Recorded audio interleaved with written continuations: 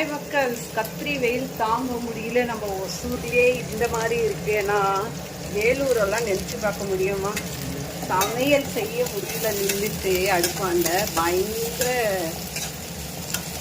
கபடி வேர்த்து கொட்டுது ஊற்றுது. அதனால் என்னோடய டெக்னிக் பார்த்து ஃபேன் போட்டு கொஞ்சம் இங்கே காற்று வந்துடுது. அப்படியே இங்கே வந்து சமையல் செய்கிறது இந்த மாதிரி தான் போயிட்டுருக்கு. ஸோ நிஜமாகவே வேலூர் மக்கள் எல்லாம் பயங்கர பாவம். நானுமே இருந்திருக்கேன் கிட்டத்தட்ட ஒரு 12 வருஷம் வேலூரில். 12 ஜாஸ்தியே, கிட்டத்தட்ட 18 வருஷம் வேலூரில் இருந்திருக்கேன். அப்போல்லாம் அங்கே செட் ஆகிடுச்சு. இப்போ போய் இருக்கணும்னா கண்டிப்பாக செட் ஆகாது, கொப்பளம் வந்துடும். ஸோ இந்த டெக்னிக் எத்தனை பேர் யூஸ் பண்ணுவீங்க? அங்கே குக்கிங் பண்ணிகிட்டே இப்படி காக்குவாங்க. ஸோ ஆக்சுவலி நம்ம சீலிங்கில் வந்து கிச்சன் சீலிங்கில் வந்து ஃபேன் வந்து ஃபிட் பண்ணலாம். அப்போ கேட்டார், நான் எதுக்கு வேண்டாம், கிச்சனில் போய் ஃபேன் யூஸ் பண்ணுவோமா அப்படின்னு விட்டேன். அதுக்கடுத்து இப்போ தான் தெரியுது ஃபேனோட யூசேஜ் என்னன்னு. வீடெல்லாம் தொடச்சோன்னு வச்சுக்கோங்க கிச்சனில், அப்போ ஃபேன் இல்லாமல் ஆடுறதுக்கு கொஞ்சம் கஷ்டமாக இருக்கும்.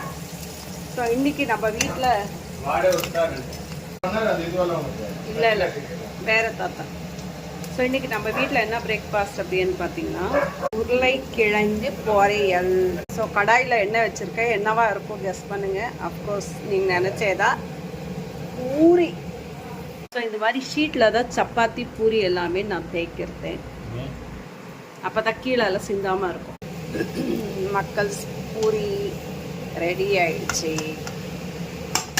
அண்ட் இந்த சைடு பார்த்தீங்கன்னா உருளைக்கிழங்கும் ரெடி.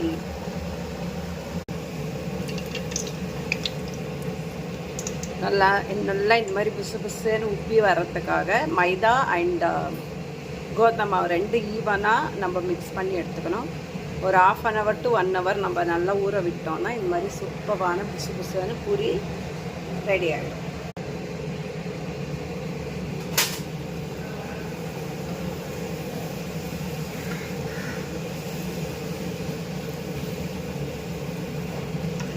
ஸோ இன்றைக்கி உங்கள் வீட்டில் என்ன ஸ்பெஷல்? நம்ம வீட்டில் பூரி அண்ட் உருளைக்கிழங்கு தான் ஸ்பெஷல். உங்கள் வீட்டில் என்ன ஸ்பெஷல்?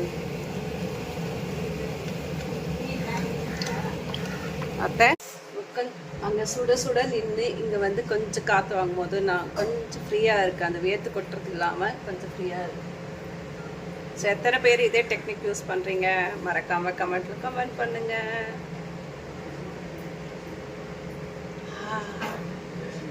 நல்லா ஜில்லு ஜில்லுன்னு காற்று வரும்.